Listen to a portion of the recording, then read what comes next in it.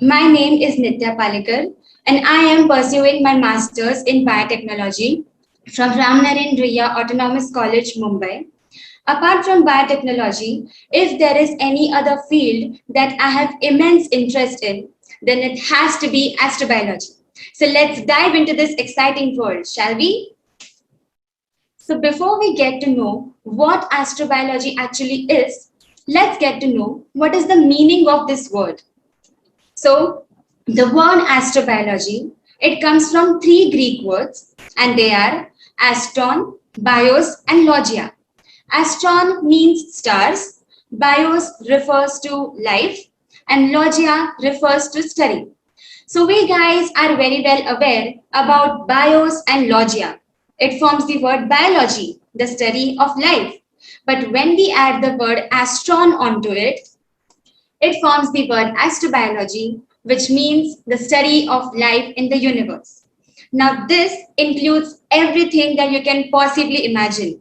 Finding and looking for life on other planets, then finding out if this life requires oxygen just like how we do, or does it survive on carbon dioxide, etc., etc., etc. So, now let's begin with talking about some of the important questions that astrobiology focuses on.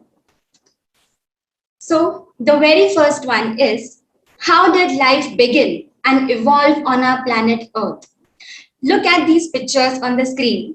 You can see in this very first picture, there are certain microorganisms present, viruses, bacteria, certain kind of worms. How did they arrive on our planet Earth? What was that main event which led to the birth of these microorganisms? Then look at this cute dinosaur. Look how happy it is. What happened to it? Where did it go? But most importantly, how did it take birth on our planet? Then next up, it's us humans. How did we arrive on this planet? Were some things like us already present somewhere out there? This is this one topic which astrobiology talks about. The next one is, do aliens exist or are we alone in the universe? Honestly, both of these thoughts are equally terrifying, because if we are alone in the universe, that means we are completely lonely, guys. There's no one out there and it's just us. And if aliens do exist, then we don't have any idea if they are going to be friendly with us, just like Jadoo from Koi Mil Gaya, or are they going to invade our planet Earth? The third question, which astrobiology focuses on, is what is the future of life on our planet Earth and beyond? And through this question, we want to understand if life is possible on other planets in our solar system, for example, the planet Mars. So now that we have understood some basic knowledge about astrobiology, let's move on to the next part. How did life begin on our planet Earth? What was that main event that led to the origin of life on our planet? So, let's talk about the primordial soup theory. This was one of the suggestions which was given by Alexander Oparin and John Haldane. To understand the primordial soup theory better, let's first look at some of the important ingredients which are required for the formation of life. Look at this life-making vessel right here. So first of all, you can see these elements, and a short form for these elements are CHNOPS. So the next time if anyone tells you, hey guys, tell me which are the important elements required for life formation, you just say CHNOPS. C for carbon, H for hydrogen, N for nitrogen, O for oxygen, P for phosphorus, and S for sulfur. There's your answer. Then the second ingredient, apart from these elements, which are important for the formation of life, is water. And the third one is an energy source. Now, on early Earth, the main source of energy was sunlight and lightning. So, guys, let's revise something about this energy source, that is sunlight. You guys had a session in an earlier session which talked about sunlight. So can you guys tell me which is that vitamin which we humans require, and and only sunlight, it's only in the presence of sunlight that we can produce that vitamin. Tell me guys, which one is that? Everybody's typing vitamin D in the chat window. That's right guys. And then if we talk about plants, why is sunlight important for plants? Something like making food. Ala says photosynthesis. Oh, that's right, that's perfect. So now that we have understood the basic requirements for life, Alexander Oparin and John Haldane said that all of these elements, they mixed together and there were many chemical reactions that took place, and that ultimately led to the formation of something which is called as the primordial soup. In your earlier sessions, you have studied that we require amino acids and sugars for the formation of DNA, RNA, and then ultimately proteins. So, using these amino acids and sugars, we get DNA, and then by the process of transcription, we get RNA, and then finally, by the process of translation, we get proteins. Again, we can directly form proteins from amino acids. So, here, through this primordial soup theory, we sort of had a basic idea of how can proteins be formed on a planet Earth. But then So again, Nitya, you're basically saying that life started on Earth only with a mixture of water, sunlight, and these few elements. Yes. That's exactly how life started on Earth. Yes, and plus it is important to know, guys, that on early Earth, those important elements that we spoke about, chnobs, so not all of those elements were in extremely high quantities. Carbon, hydrogen, and nitrogen, these were the ones in extreme quantities, and these were mainly involved in the formation of life. So now that we have spoken about the primordial soup theory, isn't this important to know that where did we get these important ingredients required for the formation of life? Because we don't have any evidence that this was already present on a planet Earth.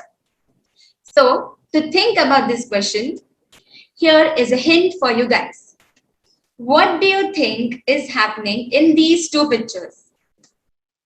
You can see there are some dinosaurs and something is happening in the sky.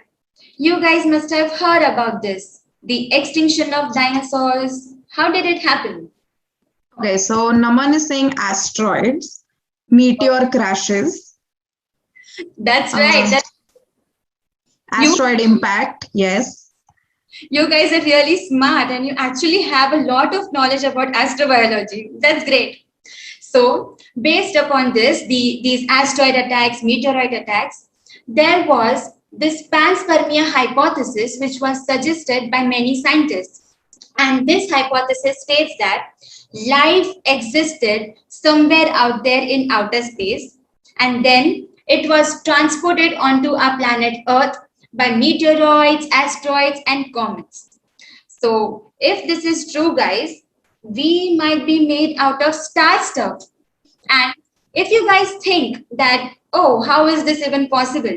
Then let me tell you guys, there have been many studies which have been carried out on meteoroids and asteroids. So even today, we can find a lot of meteoroids in the Antarctic region or at the poles. So these meteoroids have been studied, and elements like carbon, then again, most important, water, and various amino acids have been found in these meteoroids. Even more, we have also found certain microorganisms in these meteoroids. So I guess this hypothesis might actually be true, but then again, we require more research studies to know if this topic is really true. So, oh, great. We have our alien officers over here, and today I am here on their behalf to answer your questions. So, if you guys have any questions, ask me. Okay, so Nitya, I think we already have a question in the chat window. This was about the primordial soup theory. And the question is from Aditi. And her question is, how did we get to know about this, that these were the elements, or how did they first come up with this theory?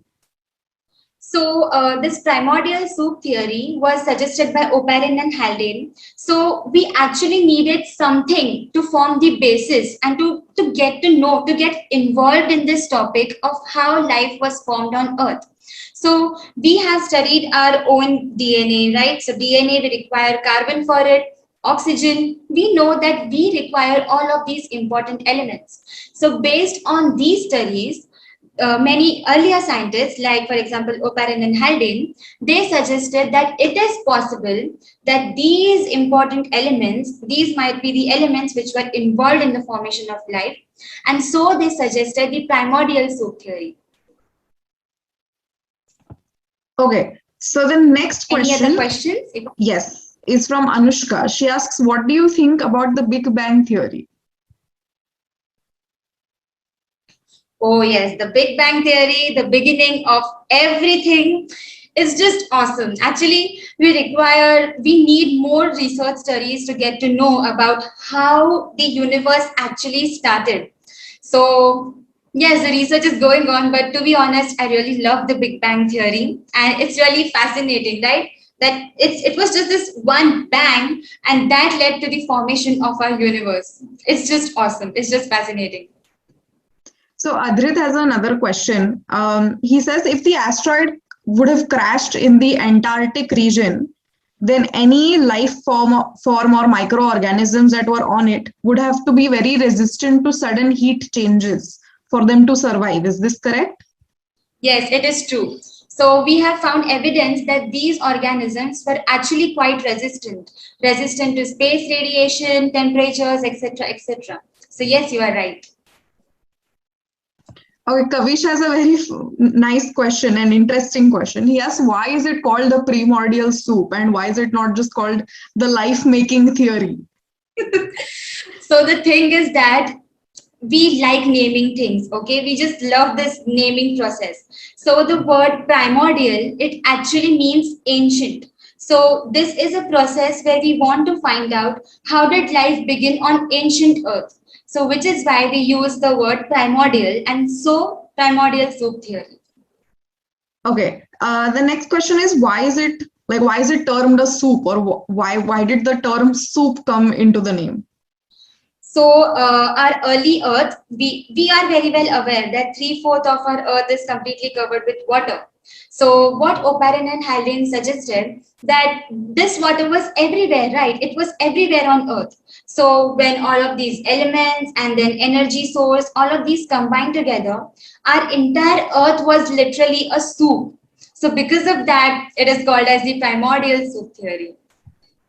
Okay, so maybe we'll take one more question before we move on, and the question is from Ala. It's a really great question. So she says, if we do all of this in a lab today, if we mix all of these elements, give it the right temperature and everything that was there on ancient Earth, will we create life? So you should know this, that we have actually done this experiment, and this was done by Miller and Urey. It is called as the Miller-Urey experiment, and all of these conditions which we spoke about right now, these exact conditions were used in that experiment, and yes, we were able to find the presence of amino acids. But how these amino acids, how did we get the first cell on our planet Earth? We are not quite sure about it. But yes, we were able to generate amino acids from these conditions. So this experiment has actually been carried out in the lab. All right. I think that is amazing. Yes, Ala. So let's move on to the next section and then we'll come back to some more questions later. Okay, sure. So now let's talk about our Earth. Is it really the lucky planet? Are we really lucky, guys? So let's go back to your earlier sessions. There was a session on named as session. What was that? Science in space. So in that session, you had this one slide where there was something mentioned about the habitable zone. If you guys are aware about it. So if any one of you has an idea about it, the habitable zone. Okay, some people are saying yes, but some people are saying no in the chat window. So maybe you can just summarize it in short. So I'll just talk about it. So this is the habitable zone. It is also called as the Goldilocks zone. Any planet which will be present in this zone, it will have surface temperatures which are neither too hot and nor too cold. So on such a planet, it will be very easy for liquid water to exist. Now, you don't think that this habitable zone is actually present in our solar system. It's an imaginary zone, guys. So there's also a story behind it. So this Goldilocks zone, why did we call it as Goldilocks zone? So I'll just give a short gist of the story.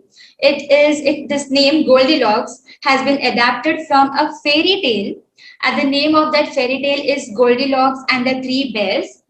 So one day, this little girl Goldilocks, she visits in the forest. Actually, she gets lost in the forest, I think, and then she visits a house, and that house belongs to a family of three bears: Papa Bear, Mummy Bear, and the baby bear. Okay, and when she visits the house, it is completely empty. There's no one in there. So she loves it. She explores the house, sits here and there, and then on the dining table, she finds three bowls of porridge. Porridge, are you aware of porridge, guys? It's a cereal dish. Usually we eat it for breakfast. So she instantly has this tendency to taste those bowls of porridge. So she goes on and tastes each one of them, but she selects only the one which is neither too hot and not too cold. Perfect temperature. Because you tell me, guys, if we eat the bowl of porridge which is extremely hot, it will burn our tongue, guys. It's not good. And if we eat the bowl of porridge that is extremely cold, no one likes eating extremely cold food unless and until it's ice cream. So, because Goldilocks chose that third bowl of porridge, which was perfect, which had the perfect temperature, that is how this habitable zone has been named as the Goldilocks zone. Interesting, right? There are so many different things that we are not actually aware about. So, moving on, our pretty Earth is a habitable planet, guys. We are at the correct distance from the sun, neither too close to it nor too far from it. Then, are you guys aware of the ozone layer? The ozone layer which surrounds our planet Earth? So, this ozone layer is the one which protects us from the harmful solar radiations, the extremely harmful ultraviolet radiations from the sun. Our Earth is protected by it. Then we have all the required ingredients for life to exist. We just spoke about them in the earlier slides. And then our atmosphere has the perfect chemical composition. Carbon, oxygen, nitrogen, everything. It's just perfect. So there is no problem for us to live on this planet. So this actually means, guys, that it is very much possible that our planet is actually the lucky one. Shall we move on? Okay. So now let's talk about the possibility of existence of life in extremely harsh environments. And by harsh environments, I mean conditions where there are extremely hot temperatures, extremely cold temperatures, or very low concentrations of water. So to talk about this particular question, we need to go back on ancient Earth. So the age of our Earth has been estimated to be 4.54 billion years old. Yes, guys, so old, right? But even though our Earth is this old, that is 4.5 billion years old, we have evidence that bacteria-like organisms, simple unicellular organisms, were present on our Earth almost 3.5 billion years ago. We have fossil records, guys, so we do have evidence. Also, many scientists say that these records may even date back to 4 billion years ago. So, if we think about the ancient Earth, we know that the conditions were extremely harsh during that time. But the fossil records say that life did exist. So, this means that life found a way to exist in these extremely harsh environments. Come on, guys. You tell me, what can we call these organisms that love living in such harsh environments? Some suggestions if you have. Can anybody think of nice names to call these organisms that live in extreme conditions? Okay. Sanmitra says tardigrades. Yes, that's an example of organisms that live in extreme conditions. Ritu says extremophiles. Perfect. Spot on. Absolutely So correct. let's talk about extremophiles, guys. Extremophile, when we break down the word, extreme stands for extreme environments, while phile stands for loving. So, organisms that love living in extreme environments. Now, these organisms can survive in extremely harsh conditions. You name it, guys. High temperatures, low temperatures, high salt concentrations, low water concentrations, anything is possible. Let's talk about a few examples now.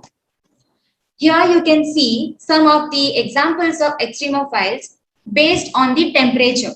So this red colored cartoon organism which you can see here, who is wearing sunglasses and looking all cool, these organisms are called as thermophiles and they love living in extremely hot temperatures.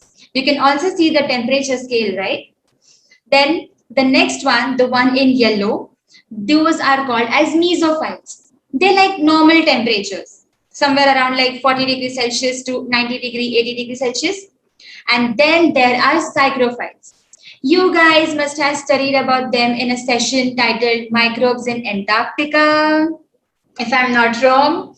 So these organisms are basically found in such regions like which have extremely cold temperatures. For example, Antarctica.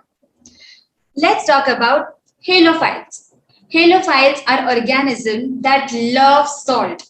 Any environment you find where there is extremely high amounts of salt, you should be sure to find these halophiles for sure. Now, guys, awesome things coming up. Let's talk about two extremophiles which are extremely favorite among astrobiologists. One of them, someone of you actually suggested, the tardigrades. These are called as the toughest animals on earth. And another name for this is water bear. Now, from this picture, you might think, oh, it's so cute and nice. But no, guys, it's a really savage extremophile. High temperatures, low water concentrations, even space radiation, guys. This extremophile can suffer it all. In fact, there was an experiment which was carried out, and the name of that experiment was the TARDIS experiment. TARDIS experiment. And in this, what was done was that these tardigrades they were sent on the International Space Station, and they were exposed to the extremely harsh conditions of space. And then later on, when they were checked to see if they were alive or not, yes, guys, they were perfectly healthy. Nothing had happened to them. Another organism, which is an extremophile and extremely favorite among astrobiologists, is the Deinococcus radiodurans. So you can get a sort of hint from its name itself. Radiodurans. Radio stands for radiation and durans as in durability. So, do you guys get it now? This organism is again able to withstand extremely high amounts of radiation. That is the reason why it is also called as the world's toughest bacteria. And many research projects have been going on continuously on these two extremophiles so that we can understand the possibility of life in space. So let's move on. Great, our alien officers are back again. Do we have questions? Yes. Okay. So we had a question from Bhargavi earlier. Her question was, does Mars also fall into the Goldilocks zone? Mars actually, like it's at the extreme ending of the Goldilocks zone. It's not in the Goldilocks zone, but at the extreme boundary of it. And this is why if there is any other planet other than our planet Earth that we think there is a possibility of existence of life, we consider it to be Mars because of this reason itself. Okay. So the next question was about tardigrades. What can tardigrades survive exposure to gamma rays? Yeah, they can survive exposure to gamma rays. They can survive anything, guys. They are the, I just said, right, savage organisms of them all. Okay. Lots of questions about tardigrades. I'll ask, why is it called a tardigrade? I really don't know why it is called as a tardigrade. It's just the naming process. I told you guys, scientists just love naming weird things, weird names, and all that. So I'll find out this answer. Thank you for this question. Okay, maybe that's something all of you can also go back and Google, find out what is the origin of the name tardigrade. Okay, and we'll see if anybody figures it out. Okay, what else? Okay, Anushka has a question about the primordial soup theory. She asks, is it something that can be extended to other planets? Like, could the primordial soup theory also happen on another planet? Yes, it can. Actually, we'll talk about it's not a planet actually, it's a moon, the moon Titan, and it belongs to Saturn. And it has, I'm not an astrobiologist, sorry. Actually, the astrobiologists are really interested in this moon Titan because it has conditions which are extremely similar to those which existed on ancient Earth. So it is very much possible that the primordial soup theory can actually occur on that moon too. We need more research to be done on this. Good question. I like it.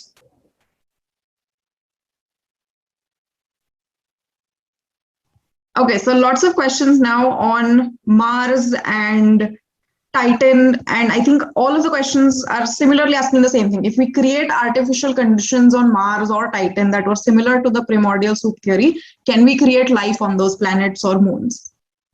Yes, we can. Yes, we can. But first of all, we need to find out a way of creating those artificial conditions. Because up till now, we only know that there is the presence of ice on planet Mars, not on Titan, but surely on Mars. But then, how can we create conditions for this primordial soup theory? We need more research on that too. Yes, definitely. It's difficult, guys, to create these conditions even inside a lab. So to create them in outer space on a completely different planet is really, really far away. But there is lots of research happening on this. Okay, I think we can move ahead to the next section and then we'll come back for questions later. Okay. So shall we move forward? Yes. So now let's talk about life and its possibility on other planets and their moons in our solar system. So let's begin with the terrestrial planets and our moon. So I want to know from you guys, which are the planets which come under this category of terrestrial planets? These are also called as rocky planets, if you guys need a hint. We have 8 planets in total. Which of these come under the terrestrial planets category? Okay, so Anushka says Mars. Okay. Venus. Yes. Earth. Mercury. Then Sahan also said yes, Earth, Mercury, Mars, Venus. Yes, that's right. Okay. These are the 4 planets which are called as the terrestrial planets. So let's talk about if life is possible in here or not. Beginning with Mercury. Now, Mercury is the very first planet in our solar system, extremely close to the sun. So it's quite obvious that the temperatures here are very high, very hot temperatures, guys. But still, the Messenger spacecraft, which was sent to examine the surface of Mercury, we did find the presence of ice on Mercury's north pole. So now there are a lot of assumptions that scientists have made. Because the planet is tilted a little bit, the sun's heat does not reach in extreme quantities towards the poles. So that can be one of the reasons why we have ice over there. Also, the comets which we spoke about earlier, the panspermia hypothesis. So these comets are actually made up of ice. So many scientists say that frequent comet attacks on the poles of this planet Mercury, they might get accumulated, and that could be the reason why we have ice on the poles of Mercury. So let's move on to the next planet, Venus. Venus has an extremely dense atmosphere, guys, extremely dense atmosphere. More than 96.5% of it is carbon dioxide. And this is even more problematic because this carbon dioxide, it tends to trap the heat which the planet receives from the sun. And because of this, the temperatures exceed even more than Mercury sometimes. Something like this is also happening on our planet, guys. The rise in the levels of CO2 in the atmosphere. What is it called as? It's a very dangerous problem, and scientists had been warning us about this since a very long time. Yes, climate change, global warming. Yes, that's the one. So, this is the same reason why there are extremely high temperatures on Venus. Then you can see this image right here. This was the image of the Venusian surface, and it was sent to us by the Venera 13 spacecraft. And this spacecraft was a mission by Russia, and it was successfully able to land on the planet Venus. But then it was only able to last for 127 minutes. That's literally just 2.5 hours, guys. So if a Venera 13 spacecraft, any spacecraft for that matter, it could only last for 2.5 hours. I just don't want to imagine what would happen if we humans ever went on this planet. It's just terrifying. Now let's talk about our moon, our Chandamama, our natural satellite. So we are very well aware of the presence of ice at the moon's poles. It was our India's Chandrayaan 1 mission which had confirmed the presence of ice at the lunar poles. Now this is the exact reason why we want to explore moon even more, because if we want to carry out deep space missions, that is to Saturn, Uranus, or even outside of our solar system, we need to find a place where we can, sort of take a break, or we can refill our fuel tanks. So the presence of ice on moon has given us a sort of hope. Scientists are trying to find ways by which they can melt this ice and then turn it into liquid hydrogen and liquid oxygen. And these things can then be used as fuels for our rockets.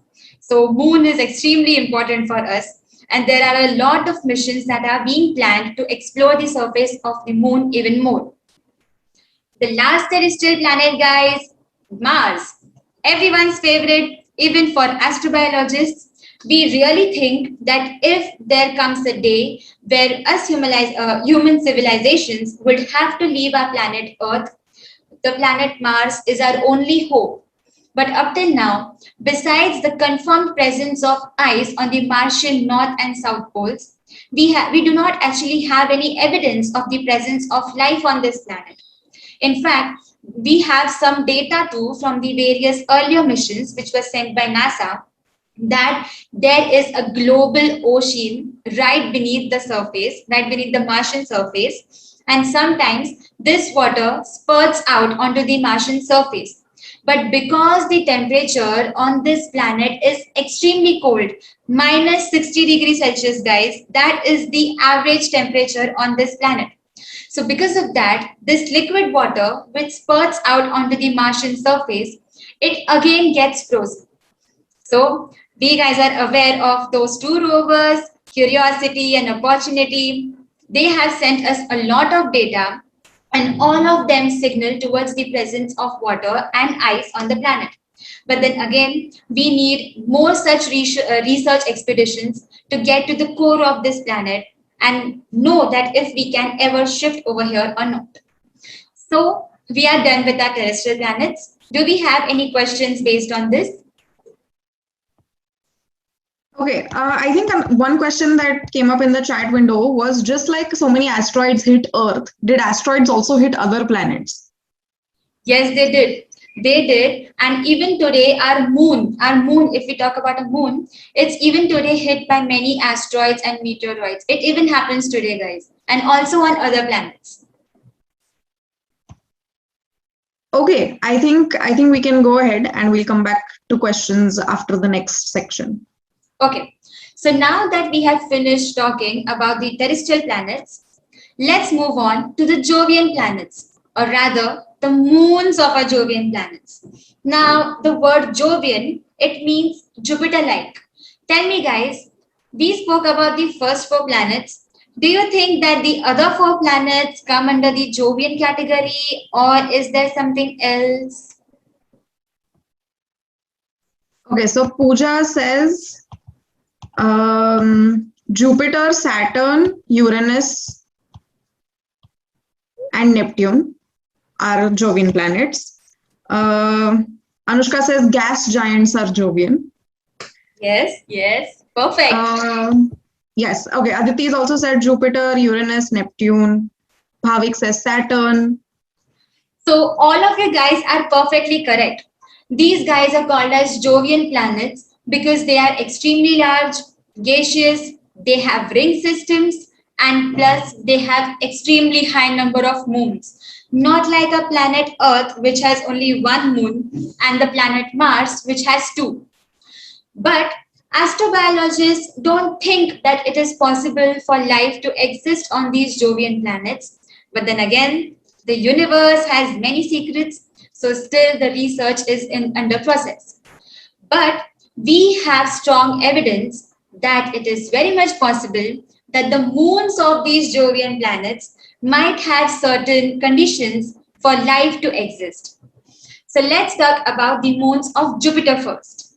You guys must be aware of these famous four Galilean moons of Jupiter.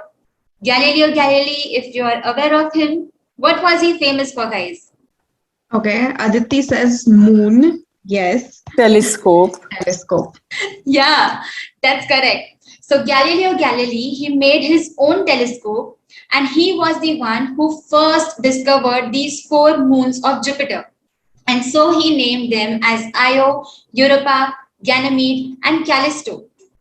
So astrobiologists love all of these four moons equally, but there is one moon which is extremely close to them, and that is Europa. This is a close-up view of Europa, which you can see right here. So Europa is an icy moon, which means it is completely covered with ice. It has an icy crust. But what's shocking is that beneath this icy layer is a subsurface ocean, a global ocean, guys. So astrobiologists think that if we can find a way to send a rover onto this moon, which can dig through those layers of ice and then actually see that what is happening inside, or if there is any presence of marine life in that global ocean, it will be just awesome. The greatest discovery of them all. Let's talk about the another moon, which is Enceladus, and it belongs to Saturn. This moon Enceladus is again just like Europa. You can see in the picture too the internal structure of Enceladus. It has an icy crust, and beneath it is the global ocean. Now, in the cases of both Europa and Enceladus, astrobiologists say that these two are connected to each other. So, all of the important elements which are present inside of the water, it constantly keeps on appearing on the surface, that is on the icy crust. So, astrobiologists just love these moons a lot. Also, the Cassini spacecraft, which was sent to observe the planet Saturn, it was also able to take a sneak peek on this moon Enceladus. And what it found was these water jets coming out from its poles. So all of the astrobiologists were really excited. And then when they found out that these water jets has hydrogen in it, that's it. That was just the epitome of happiness for them. So now I must tell you guys that there are certain billionaires and they are planning to conduct a mission where they want to build a spacecraft that could fly through those water jets, collect some of its sample, and then detect and then try to find out the different elements which might be present in it. So there is a lot of time for this to happen. We don't know when it will, but this is surely an exciting mission. Another moon, which again belongs to Saturn, is Titan. We just spoke about it earlier. Astrobiologists love this moon Titan because it has conditions which are extremely similar to how our ancient Earth was. And you will be shocked to know, guys, that there are lakes, seas, oceans on this moon Titan, but it's nothing like our planet Earth. how we have liquid water, there is liquid methane and liquid ethane in the seas and oceans present on the moon Titan. Here you can also see the image of Huygens probe, which was sent onto the planet Titan. On the moon Titan, and it was able to land successfully. And majority of the data which we have on this moon Titan, it's because of this Huygens probe. So this guy is the one who is extremely helpful to us. So with this, we end our moons of Jovian planet section.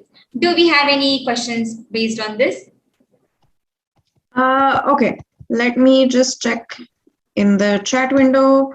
Anushka has a question. She asks, is it true that Jupiter was a star that failed to ignite? It is said it was not actually a star, but it is said that Jupiter, the mass of Jupiter is extremely high, right? So if the mass would have been even more high, then that would have been a perfect star. So yes, it is actually called as a failed star, but that is just to say, but it did not actually happen. Okay, all right. Nitya, I think we can move a little ahead because we only have 15 minutes left, and then we'll come back to questions after you go through the slides. Okay, sure. So now we have spoken about the planets in our solar system, but what about life outside our solar system? Here you can see the Milky Way galaxy, and there is also our solar system right here. And we can also see the picture of a solar system, which has our sun and the 8 important planets. But it is important to know, guys, that our sun is not just one star present in the Milky Way galaxy. There are more than 200 billion stars present in our galaxy itself, and each of this sun have planets revolving around them.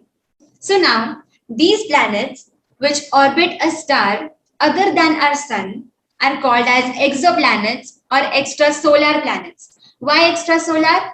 Extra means out or outside, and solar refers to our solar system. So outside of a solar system. That is how the name has been derived. So when we got to know about exoplanets, scientists have since then been searching for habitable worlds, that is exoplanets where life might exist.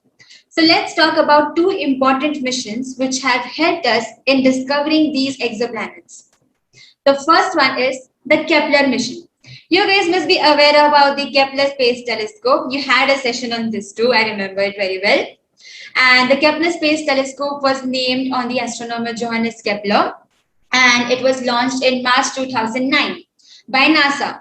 And this discovery program was to search for habitable worlds for planets which can support life.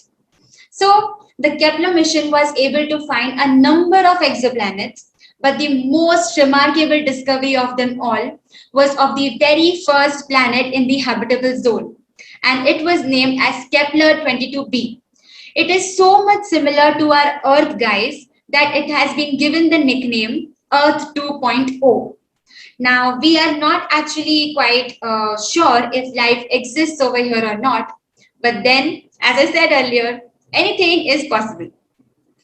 Then the another mission is the K2 mission, and this too makes use of the Kepler Space Telescope, and it started in August 2013. Again, through this mission, we were able to find a number of exoplanets, but the most remarkable of them all was the discovery of the first ever Earth-sized exoplanet, that too in the habitable zone, so which means liquid water. And this was named as Kepler 186f. Now, do you guys notice that both of these missions made use of the Kepler Space Telescope, but then why did we feel the need to give a different name to it? Do you guys have this question? I think they have a different question, right? Snehal and Yes, yeah. So Anushka's question is, if we didn't actually travel over to Kepler, then how did we find out so much about it? Only through a telescope. So the Kepler Space Telescope, it has immense ability to look through it can look through a large amount of distance, guys. So we don't have to actually travel to Kepler 22b to look out, okay, this is the condition over here. Our telescopes are very well equipped to do this for us. So that is not a problem. Okay, I think we can move ahead. Okay. So, oh, we had our alien officers coming. No problem. Let's move forward.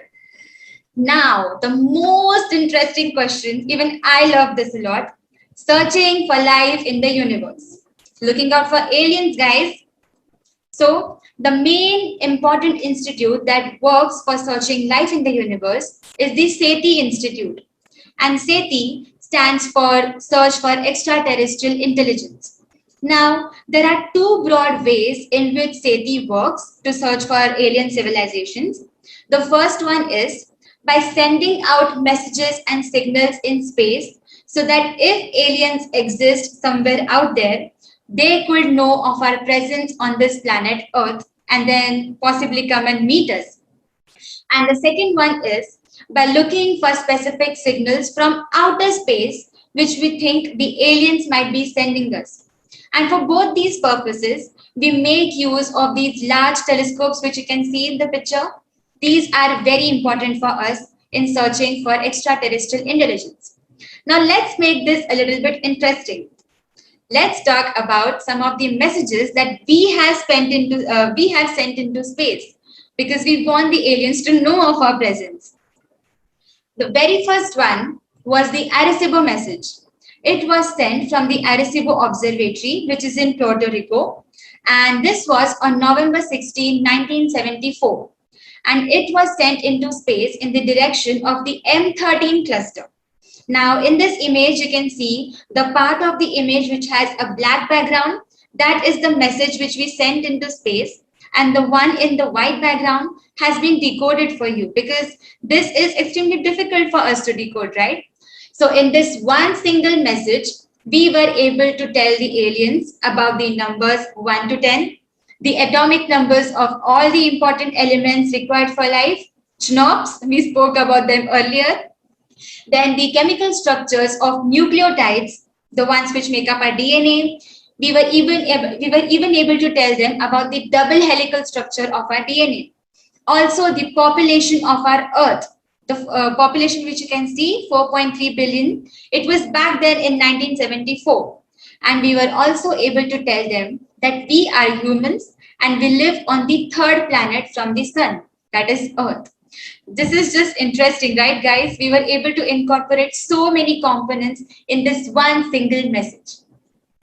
The second example is the golden records. Maybe we'll just stop for one question. Ala has a question. Did they ever send back an answer to us? So actually, guys, what happened was, this is very sad. So this message was sent in the direction of the M13 cluster, right? A cluster refers to a collection of stars, okay? And that was named as M13. So what happened was, imagine if this is the M13 cluster and this is the direction of the message. So we were sending it in this straight direction. But the thing is, guys, that our Milky Way galaxy also keeps on rotating. So this means that the M13 cluster will move forward, but the message, the direction of the message will still continue to go in this straight direction. So now we don't have any idea if it will ever be able to reach M13 cluster, but then it is possible that the message might be taken up by some another alien civilization in another star cluster, and they might decode the message and reply to us someday. Anything is possible. So far we have not got an answer. No, we haven't. I think we need to change the message and make sure we tell them we are peace-loving, nice people. Right? Sounds good. I would say that. That's the first thing I would say. So Nitya, there's one more question that a lot of people are asking. How are these messages sent? Using telescopes. So using radio signals, these messages are sent in the direction, like just now I spoke about the direction of M13 cluster. Using telescopes, we do that. So which is why these telescopes are really very important for us. Okay, we can move ahead. Okay, so let's talk about the golden records. So, in the year 1977, NASA launched two spacecrafts, Voyager 1 and Voyager 2.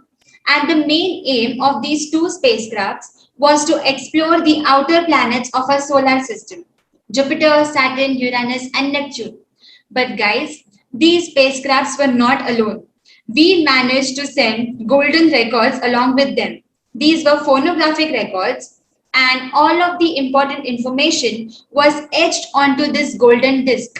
So you can see 116 images from Earth, 39 natural sounds, 122 musical selections, spoken greetings in more than 55 different languages. Hello, hi, how are you? Everything, everything, everything. And if you guys think that if aliens ever happen to get these phonographic records, how will they know to play it? But then, guys, humans are smart. We have also given them specific instructions on how they can play this disc. So now we just have to wait. Again, we don't have any answer up till now. But then, if we can just hope that any alien civilization will ever catch hold of these golden records and reply to us. We really need this reply, guys. We are really very desperate, right? So, can we move forward? Very much. We are desperately waiting to know. Yes, absolutely. Okay, yes, we can move ahead. Okay. Now we spoke about the messages that we have sent into space, but what about the messages that we have received from outer space? So, just to let you guys know, there have been many signals and messages that we have received, but then eventually we realized that these signals were not actually from a celestial source. And by celestial source, I mean from aliens, but rather these were just certain fluctuations or some noise or because of some human activities. But there is this one signal which has been troubling scientists for a long time, and that is the wow signal. So, what happened was that on 15th August 1977, we received some data from the Big Ear Radio Telescope, and this data was then printed out on a sheet of paper. And there were main people who were involved in analyzing the data: Mr. Jerry Illman, Bob Dixon, Dick Arnold, Ed Taga, and John Krauss. They were involved in analyzing the data. And when they viewed this sequence of alphabets and letters, that is 6EQUJ5, they were just extremely happy, so excited that they marked this sequence of letters and numbers, and they wrote wow next to it. They were so excited. And we received this signal from the constellation Sagittarius. A constellation is again a collection of stars, and we received this signal only once, that is in 1977, and it lasted exactly for 72 seconds. So after that, we have never ever received such signals again. So we might think that this can be from aliens, but then there are scientists who say that on this day, that is on August 15, 1977, there were two comets that passed from the location, which was exactly the same location from where the Big Ear Radio Telescope was able to capture the signal actually. So they say that this wow signal is not actually because of some aliens, but rather because of the energy of those two comets which was emitted. So up till now, we have no idea if this signal is actually sent from aliens, but the search for intelligent life in the universe continues. So what do you think, guys? What are your views about astrobiology? This is just a basic talk about astrobiology. There is so much more to this field, guys, and you will be really interested to read a lot about this. Very much. So let's Nitya. talk about such Ala questions. says a beautiful point that it happened on 15th August. So we are going to assume they were looking at India and said, wow. They said, wow, what an amazing country, what an amazing nation, what amazing people. We'll assume that till we hear back from them. And guys, tomorrow is 15th August. So much interesting, right? Yeah, really, really great, really great. Sorry, I joined a little late. I had something at home, but great session. Yeah. No Thank you so issues. much, Nitya. So we have time maybe for one or two questions before we move ahead. Um, okay, so I think one question that came up was what was so fascinating about this sequence that they sent in the wow signal? So this sequence, I'll just go back so that you can see. This sequence which you can see, right? 6EQUJ5. So these guys, these main people who were involved in analyzing the data, they thought, what can we do to know if the signal, the strength of the signal is greater than 9? Because we can get the numbers 1 to 9 on this data, on this sheet to be printed properly, and we can visualize it properly. But then if we happen to include the numbers 10, 11, 12, then it will become very crowded, right? So what they thought was we can use alphabets. So 1 to 9 was perfectly sorted. Then they thought, let's signify A as the number 10, B as the number 11, and so on. So till the alphabet Z, we had till the numbers 35. Okay, sorry, there were 35 alphabet Z, we can signify the level 35. Enough for us. But it is important to know, guys, that this 6EQUJ5, it's not a message that the aliens, okay, we don't know if they are actually aliens, but we have received, it's not actually a message. It's the strength of the signal. And these guys, these important people who were involved, they were astonished because the strength of the signal is so high, guys, like 6EQUJ5, great numbers. And that is the reason why this signal is called as the wow signal, and it's really very special to astrobiologists. Okay, thank you so much for explaining that, Nitya. I think there's a very nice question. It's a great question to end on. What are your recommended movies or series on astrobiology that kids should watch? So, first one is Interstellar, definitely the best movie ever. Then The Martian. And if you like such movies where there are aliens who come onto our planet to invade, actually, we really don't want that happening. But watching these movies is really nice. So it's the Independence Day. I don't really know many series which are based on astrobiology, but if you go on YouTube and you just type astrobiology videos or the origin of life on Earth, you will get a lot of suggestion, guys. Extremely good videos. You should definitely watch them. Nitya, by any chance, have you seen For All Mankind? Nitya or Snehal? The Netflix series For All Mankind? It's basically a No. situation where Yes. America and Russia colonize the moon and they have bases on the moon. So kind of astrobiology because they're living on the moon. But do watch it, guys. It's Yeah, a I will very, definitely. very American Russian thing, right? And how their dynamics play out, but it's a good series. Yes. Thank you. Thank you for the suggestion. Okay. Okay, so one last question from Pooja before we end. The question is, who was your inspiration to become an astrobiologist or a scientist or to get into science? So actually, it has to be Kalpana Chawla, basically. Since I was very small, I have been very much interested in space. And earlier, I thought that you require to be an expert in physics to get into and get involved in space related topics. But then later on, I realized that through biology too, because I love biology a lot. And then I realized that through biology, you can also get involved in the space related things through astrobiology, space biology, etc. And so I started searching for online courses. You can also try out many courses on Coursera, guys. Extremely good courses. A lot of information you can obtain about astrobiology. So that's how I started getting interested in this field. All right. Thank you so much, Nitya, for joining us today. Wait. I want to say thank you to all you guys. Thank you for being such a supportive audience. Then thank you to the team of TTAS, Snehal ma'am and Karishma ma'am. Thank you so much for this amazing opportunity. And lastly, I would like to thank my family, my close friends, and all of my teachers right from school to college. Thank you so much. Thank you so much, everyone.